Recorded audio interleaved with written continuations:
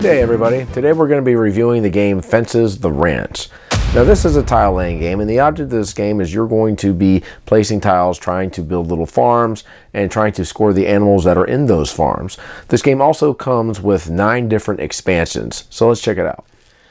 Okay, so in this game you're going to get a couple of scoring tiles that are going to be put together, and each person is going to be receiving 5 of these little hen houses over here. One of the hen houses is going to go here on the start. On top of this, there's a whole pile of what are called feed tiles, and this is what they're going to look like. They're going to have animals on here. In this case, it's going to be pigs and sheep and cows. They're also going to have these little things right here, and these are the fences. So what you're going to be doing is you're going to be placing tiles in the middle of the table, and you're going to be trying to build fields and enclosing those fields with these different animals in it, and that is what's going to help you score points. So in the very beginning, everybody is going to be receiving 2 of these tiles, and you're going to draw 1 tile after you've played it.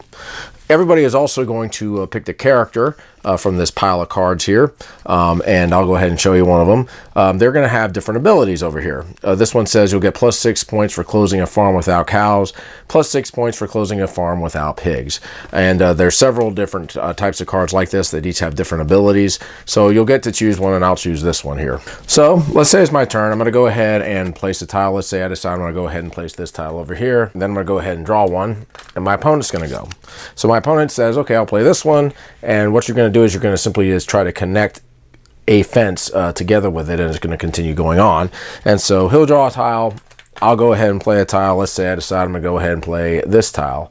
So right now you can see that there is a field that is being built over here. So I'll go ahead and continue to draw, and let's say my opponent plays a tile right over here, like so. And so this is going to continue going on. So let's say I decide I'm going to play a tile over here. And what I can do is on my turn, I can lay a hen house on the tile that I just played, and let's just say I decide I'm going to go ahead and put it on there.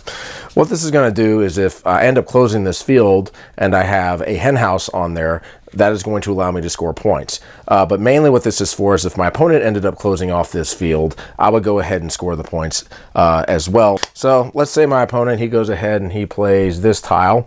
And right now you can see that I have a closed off field fenced in. So what's going to happen is since my opponent went ahead and put those in there, he's going to go ahead and score points. So the first thing I'm going to do is I'm going to score 1 point for every animal that is in here. If I happen to have the same animal, like all pigs, I'll score 2 points for each. So right now I've got 1, 2, 3, 4, 5, 6, 7, 8, 9, and 10. So my opponent is going to go ahead and score 10 points. Let's just say he's red. Now he's also going to go ahead and look at his card here to see if he can score any bonus points. This one says plus 5 for closing a farm with at least 14 animals. He did not do that. Plus 6 points for closing a farm without cows. He also did not do that either. But if he had done one of these things, you would go ahead and add the points. So once the field is closed off, I'm going to go ahead and take this hen house and put it back here in my stack. And then play is going to go ahead and continue on until you end up running out of tiles. And then you're going to go ahead and compare the scores, and whoever has the most amount of points at the end is going to win. And also, if you end up closing off a field that happens to have more than one hen house in it, that can happen, the owners are going to split the points.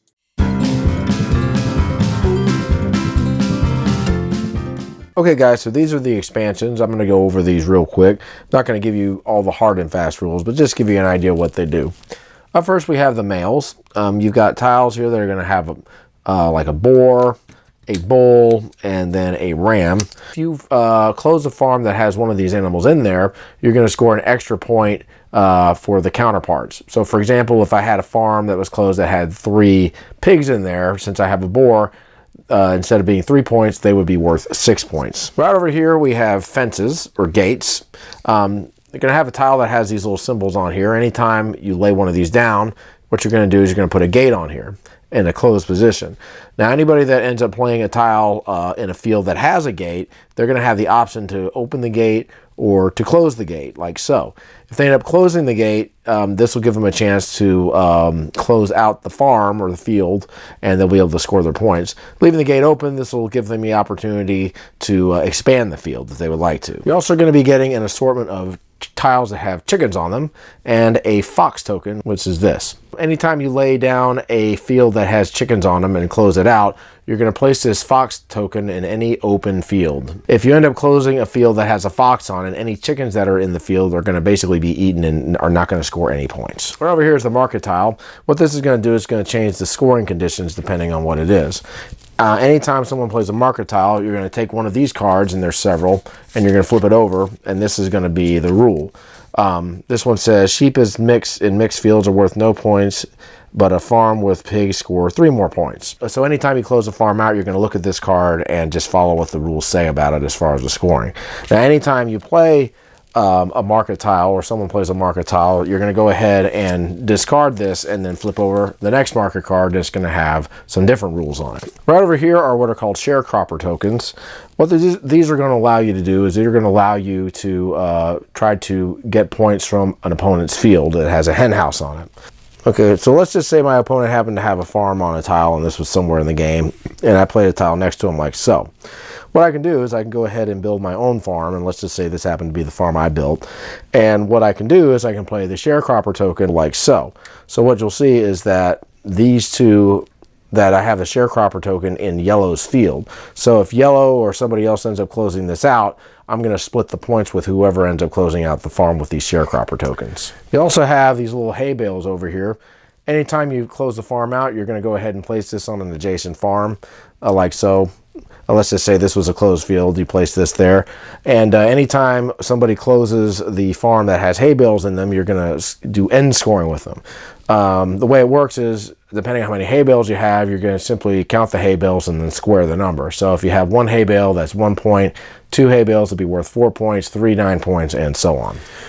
These are storage animals. What is going to happen here is if you end up closing out a field, you'll actually be able to take one of these tokens out of the field and then place it in front of you. Later on in the game, if you want, you can place this animal in another field that you have closed, and this will help you score more points. This is the tractor token. There's 2 of these, and depending on how many players, you're going to use a certain amount of them. What you can do with this is, instead of playing a hen house, you can play a tractor token instead.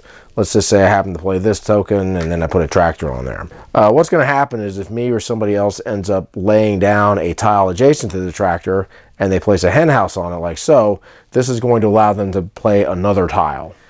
And now we have the little horsey over here. So with the horse, anytime you have the first farm is closed, you're going to go ahead and push the horse in that farm. At the beginning of each player's turn, before placing a tile, if the horse is in a completely closed farm, the horse is going to jump over the fence. Let's say he does something like this. Let's just say this was closed.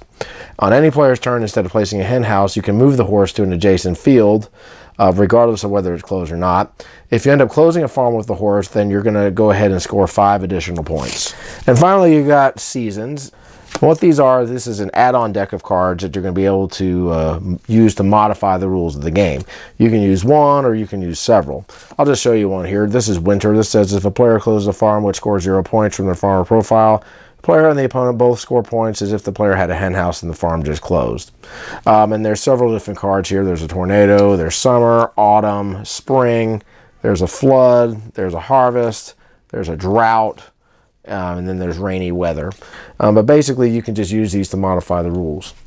And finally, there is a Dust Bowl variant. There aren't any extra parts with this, but essentially what that is going to allow you to do is when you close a farm, you will be able to pick one of your opponent's tiles and lay it down in front of you. And I believe that you will be able to use that later in the game once all the regular tiles have run out. But essentially what that's going to do is it's going to force your opponent to have less tiles to play with. Okay, so Fences the Ranch. This is a very cool little game. This is a light game. The rules are very simple to learn. They're not very long. You're going to be laying tiles down. You're going to be just trying to score points. Interestingly enough, you're going to have a choice as to whether you want to try to get a small farm or if you want to try to expand something that you're trying to do. Of course, the issue with that is your opponent could try to like put a fence in there and make you have to go in a different direction, or he may be trying to score himself. So you have those things that you have to think about as well. Now with all these expansions, you've got 9 different ones and then you have that one little variant. Man, you can mix and match a lot. So if you're looking to make the game a little bit more complicated, more interesting, you can add whatever you want. You could do 1 expansion, you could do 3 expansions, you could do all of them if you're really in the mood for it. So the theme is nice. You know, if you like farming things, it's very cool. You know, the artwork is pretty cool. You know, the components are, you know, a lot of meeples and things like that. So they're pretty nice. But yeah, I think families would definitely enjoy this game. It's a very light game. It's easy to learn, and you can modify the difficulty. You can modify the gameplay. You can modify the scoring with all these different expansions. So yeah, I would definitely recommend checking it out if you are a fan of tile laying games. All right, guys, that's my review of Fences the Ranch. We'll catch you later. Keep on gaming.